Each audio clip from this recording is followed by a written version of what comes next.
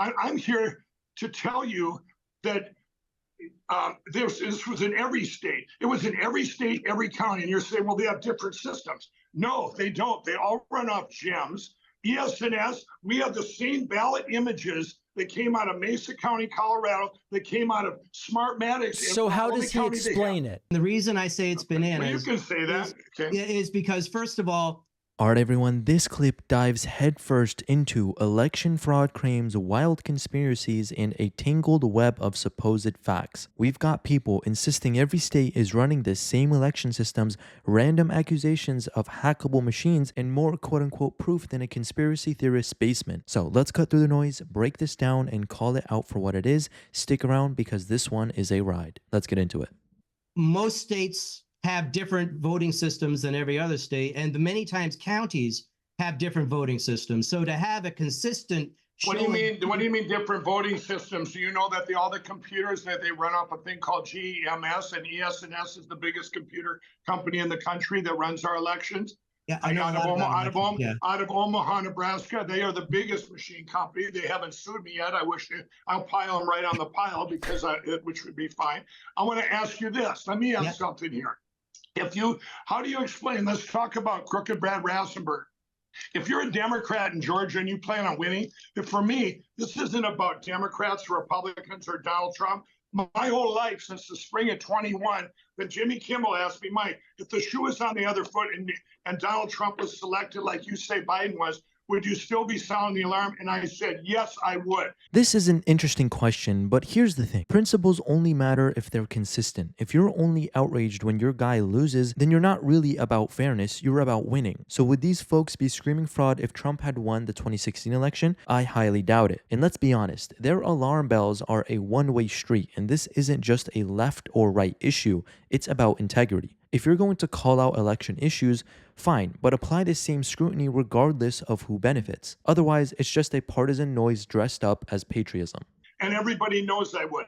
It doesn't matter. I think it's a blessing that Donald Trump, they did take it then, because what we've learned now in the last 3 years, in Georgia, in the summer of 22, 3 Democrats, this nice lady, her and her husband got 0 votes in her own precinct. Now how do you explain that? You can't.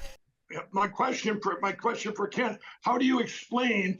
I'm here to tell you that this was in every state. It was in every state, every county. And you're saying, well, they have different systems. No, they don't. They all run off GEMS. ES&S, we have the same ballot images that came out of Mesa County, Colorado, that came out of Smartmatics. So how does he explain it? How does he explain it is the question. No, I'm explaining to you because if they're on the internet, they're all horizontal. Okay, they're all horizontal. ES&S was with me. Their owners were with me at a Senate hearing in Louisiana, and they were asked, "Are your machines more secure than Dominion's?" They said, "Absolutely not. They all have back doors. They're all hackable." Now they're horizontal hackable. Just because I have a computer at my pillow, one's a Dell and one's an Apple. They can be connected through the internet. Guys. Okay. So Ken, how do you explain that, I guess? Yeah. So I'm dealing with a lot of moving goalposts here. So yeah, I know. I'm struggling with trying to keep up and to, again, trying to do something productive in what we talk about.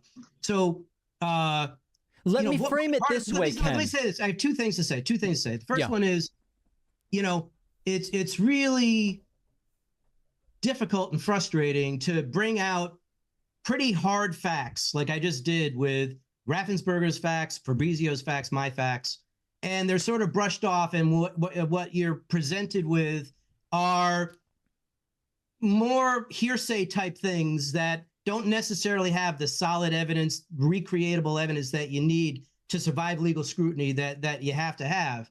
And the story that I'll tell you is that in my engagement with the Trump campaign, which started off with just find us the dead voters, find us the people who voted twice.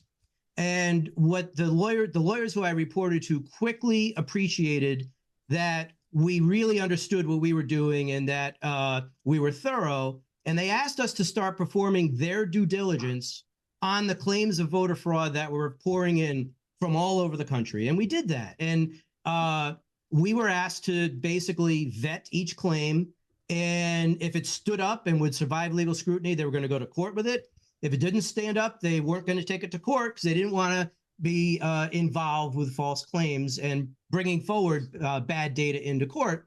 We looked at 20 claims from across the country.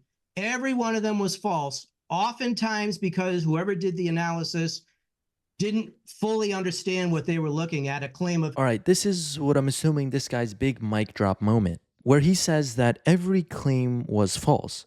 But what he doesn't tell you is who determined they were false and on what basis. Was it a sloppy analysis? Was it sloppy analysis, or was it just dismissed because it didn't fit the narrative? And notice how he doesn't name specifics, just a vague, sweeping statement to make you think the whole thing's debunked. If your goal is transparency, how about showing your work instead of acting like we should just trust you? 750,000 duplicate votes cast in Wisconsin. Well, they missed all the online votes, all the in-person votes, and that was the difference. You had, at least for a period after the 2020 election, what we might call access to the former president, Donald Trump, at least to some degree, if not directly, it seems to be reported at least indirectly. Why do you think that the guy who had the biggest incentive to find the most direct path to identifying the fraud, why did he take Ken's word for it rather than yours if the case you're making is so convincing? You know, David, you'd have to ask him that, but I will say this is I look at the 2020 that it didn't get overturned back then because I believe we would have lost our country forever if it would have been flipped back to Donald Trump.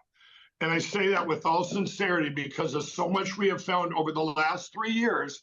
And to now we can be proactive. This is an important perspective. Mike's not just rehashing old grievances. He's saying the delays and frustrations of 2020 have actually given us a chance to dig deeper and uncover systematic flaws. Whether or not you agree with all his conclusions, you've got to respect someone who's focused on long-term solutions instead of just playing the blame game. While others want to bury the conversation, Mike is saying, let's fix it for good.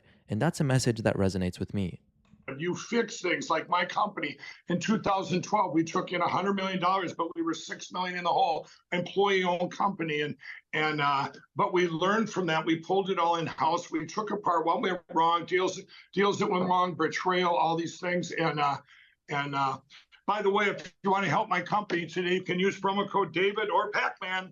The last time I was on your show, they all wanted a deal. But I will say this is my company, you know, we've been attacked by all these machine companies, and you kind of wonder, why are they still attacking me now when obviously we're not going to overturn the 2020 election? I quit. That ship sailed a long time ago. I'm going, this opened the crack going, hey, we've got some serious problems, and it's with these computers. And what I'm doing now, being proactive, we're going to request that everyone in the country at lindellplan.com that they go there and they request their mail-in ballot. At the end of the day, Mike's message is pretty clear. It's all about transparency. He's not saying trust me blindly, he's saying let's fix the cracks in the system. The more open and secure the process is, the more faith we can have in the results. And Mike's relentless push to address these issues isn't about reigniting 2020. And Mike's relentless push to address these issues isn't about relitigating 2020. It's about ensuring the future is fair for everyone. Even if they're going to vote earlier or day of, they request their mail-in ballot. Then if they get there whenever they vote and they say, I'm sorry, you've already voted, now we have evidence that everybody can understand. Do you agree, Ken, that would be identity theft? If I got there and someone said, I'm sorry, Ken, you've already voted. I don't know if that works, Mike. I'll let Ken address it, but it seems that if you request such a ballot but don't turn it in, you're still allowed to vote on Election Day. So, Ken, would that be the ironclad way to find fraud that Mike thinks it is? You have to, now you're dealing with the rules and regulations that every state and sometimes every county puts on top of, and that's one of the things that makes giving an answer here very difficult to do. Right now, he uses this as an excuse to dodge the issue entirely. The rules are complicated, so it's hard to give an answer. Really? That's your takeaway? If the rules are so complex that even experts struggle to explain them, isn't that all the more reason to demand clarity and reform? Instead, he tries to shrug it off and expect us to move on, which honestly I'm getting pretty sick of. Because you're probably going to be wrong in some places.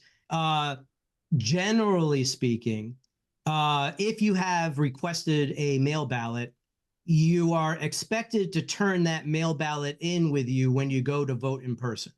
That's correct. Usually That's correct. That's correct. And if they say you've already voted, then you can say, no, I haven't. It's right here in my hand.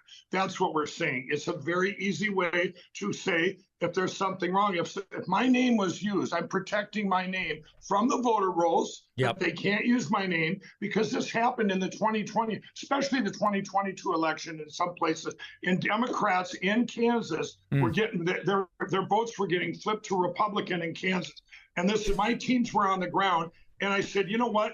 They couldn't say, you've already voted. And I said, they say, no, we haven't voted. But having that mail-in ballot in your hand, that's kind of a good evidence. But no, I haven't. It's right here. All right, everyone, that's a wrap on this whirlwind of claims and counterclaims. Say what you will about Mike Lindell, but one thing is clear. He's not afraid to ask tough questions and push for accountability. You guys can let me know down in the comments if you agree with that and all of the points that he made within this clip specifically. Thank you for watching, and we'll see you guys in the next one.